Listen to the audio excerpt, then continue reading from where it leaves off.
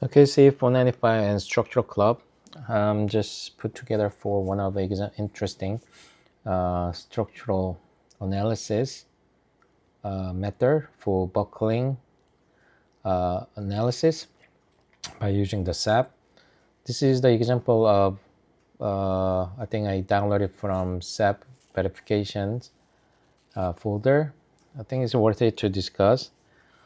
So what you see is that we have a two column pin base, and they are connected by the beam rigidly. So column is W8 by 31, beam also W8 by 31, right?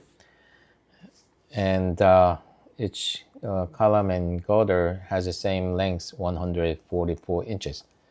Obviously, P here is concentric load loaded at the top of the column, the unit load. So the SAP buckling analysis, when you run it with this unit loads, give us some safety factor, which representing that safety factor times 1, give us the some buckling, Euler buckling load for this column. So I think SAP has a new feature. They also allow and provide some frame subdivision, virtual mesh.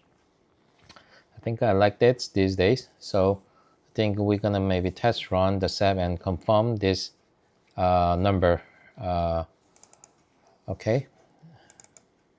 Now, since we are running and verify those SAP output analysis, we should also have some reference guideline, theoretical guideline, which they use a Timoshenko Gear mechanics book. And this is a similar, right, formula buckling, Euler buckling load, K alpha square EI divided by height second power. So what we try to calculate here, I think Timoshenko provide K alpha tangent alpha equal to 6I1 sub I is a girders bending stiffness, right? Versus column bending stiffness. So in order to calculate that, I use Excel by try and error iteration. I found out K alpha is 1.3496, which is consistent. So you should be able to calculate the P sub CL by using K alpha square EI divided by height second power, right? 280.185 kips. So when you look at it, you probably see the similarity, right? So this is what we try to kind of learn by how to use SAP for the buckling analysis, which I think you can feel that your building or some structure has how much stability, the reserve stability based upon your current loading.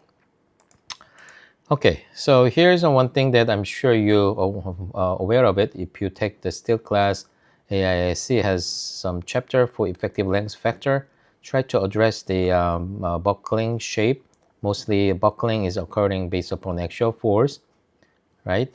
And also vertical column as a compression member has their boundary condition at the top and bottom.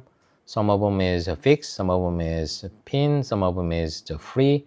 You see that all different condition, the K value, theoretical value changes vary from 0.5 to 2.0, which is very significant, right? So each just boundary condition give us just a sense of which boundary condition and column compression member their boundary restriction, which one is more vulnerable to buckle, right? So this KE try to address that. And the diagram on the right is something another level explanation diagram try to then how we can calculate this effective length factor, especially for moment frame. So we check some boundary condition or some stiffness, rotational stiffness aspect, boundary conditions on the each end of the compression member, which here is a column. Since we have a column pin base, so the G sub B should be 1, no, 0. And the top we have a girder, but that's most likely similar to either case is F, or maybe D, but obviously D is basically no translation movement, right? So I think our case should be between E and F. But obviously theoretical value, they just assume should be 2. So I just drew the line, right? If I use a 2, yeah, end up kind of K value between, it's about 1.3, close to 1.3, right? It's similar to the Timoshenko's K alpha value 1.34. But if I calculate the based upon bending stiffness, I assume, so this is the, okay, example 1-19a. So what you see is basically 3 frame element, right?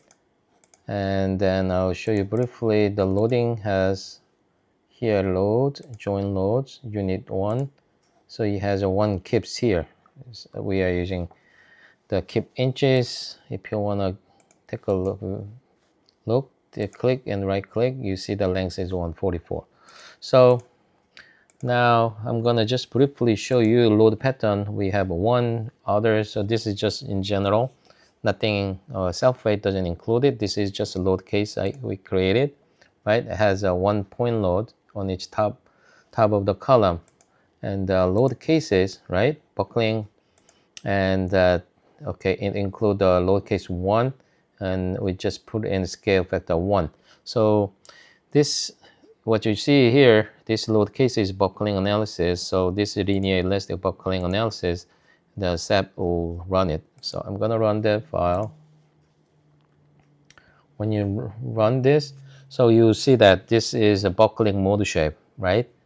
You see that the factor 280.9841, which is right 280.98, right? So what you see is this is a buckling mode shape, because the first 1 kips is applied, right? But that this kind of frame, the showing some potential buckling mode shape, but at the 280 safety factor. So 1 kips times 280.98, that is the buckling, critical buckling capacity of this column. That explained very well, right? Okay, so next one is, I'm not going to open the again, but basically I found out this is another SAP feature. Instead of just using just one frame member, I'll skip here and assign frame here, automatic frame mesh, right? So this is the virtual meshes I apply for. Okay, then I'm gonna turn on, and here show analysis model. Let's see. Okay, so what you can see is it's a 1 frame member, but they internally break into 4 pieces. So then probably now internally they mesh it and can collect some data along this from this node. Obviously,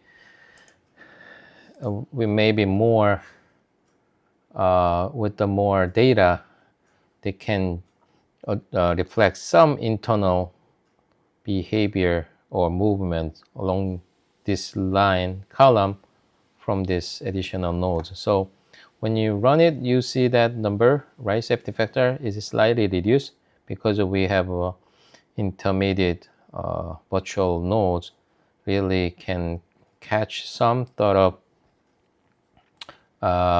more realistic the behavior along this the column. So this is part of mesh and refinement. First model, without this intermediate nodes, we're using only 2 nodes, means we call coarse model. But this model we just provide, right, the virtual node. So this we call refined model, right?